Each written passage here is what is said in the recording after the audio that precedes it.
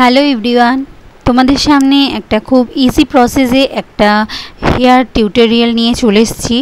তোমরা দেখো কেমন লাগছে। তা এখানে আমি প্রথমে হেয়ারটাকে খুব সুন্দর করে আঁচড়ে নিয়েছি।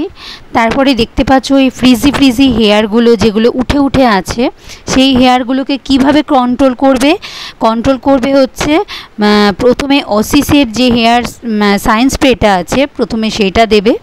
তারপরে হার্ট স্প্রেটা দেবে, ব্লু রঙের যে 5 হার্ট স্প্রেটা আছে 5 নাম্বার, সেইটা দেবে। দুটো সম পরিমাণ যেন হয়, দুটোকে একসাথে দিয়ে চুলটাকে সুন্দর করে আঁচড়িয়ে ফ্রিজি হেয়ারগুলোকে কন্ট্রোল করা যায়।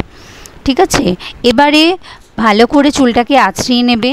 নিয়ে এবার দেখো কিভাবে আমি পাপটা করব আর কিভাবে হেয়ারগুলো বাকি হেয়ারটাকে আমি কন্ট্রোল করে ভালো করে সুন্দর করে বেঁধে দেব, সেটাই তোমরা দেখো। এবারে চুলটা কিভাবে আমি বাঁধছি সেটা আগে দেখো। প্রথমে আগে আমরা কি করতাম, গার্ডার ইউজ করতাম। এখন দেখা যায় গার্ডারটা ইউজ করলে অনেক সময় অনেক ক্লায়েন্টদের বড় চুল থাকে, তখন দেখা যায় চুলটা থেকে গার্ডার যখন খুলতে যাই তখন দেখা যায় গার্ডার অনেক সময় ছিঁড়ে যায় বা চুলে টান পড়ে, অনেক সময় অনেক কিছু প্রবলেম হয়। তাই জন্য দুটো ক্লিপকে একসাথে করে গার্ডারের মধ্যে আটকিয়ে নিয়ে দিলে খুব সহজে চুলটা খুলে যায়। এবারে দেখো কীভাবে ব্যাক কমিং করছি আমি। এইভাবে ব্যাক কমিং করলে খুব সুন্দরভাবে পাপটা রেডি হবে। এবার দেখো ফ্রন্টে থেকে আমি কিছুটা হেয়ার নিয়ে এবার ব্যাক কমিংটা কিন্তু একটু অন্যভাবে করব, যেটা প্রথমবারে ব্যাক কমিং করেছি সেইভাবে নয়।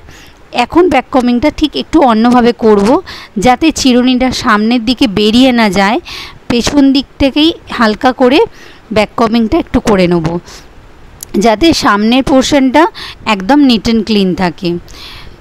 দেখো দেখাচ্ছি, এইভাবেই ব্যাক কমিং করলে পাপটা খুব সুন্দর এবং খুব নিট অ্যান্ড ক্লিনভাবে বাঁধা যায়। আর মাঝে মাঝে একটু হেয়ার স্প্রেটাও দিতে হবে। কিছু কিছু ফ্রিজি হেয়ার আছে সেগুলো অনেক সময় বেরিয়ে যায়, সেগুলো একটু হার্ট স্প্রে একটু অল্প করে দিয়ে দিলে কিংবা সাইন স্প্রে দিলে চুলটা খুব সুন্দর ম্যানেজেবল হয়ে যায় আর দেখতেও খুব সুন্দর লাগে। পরিষ্কার একদম নিট অ্যান্ড ক্লিন হেয়ার হলে দেখতে খুব ভালো লাগে। এবারে দেখো পাপটা করার পরে আমার যে বাকি হেয়ারটা ছিল সেটা আমি ব্যাক কমিং করে একটা নেটের মধ্যে ভরে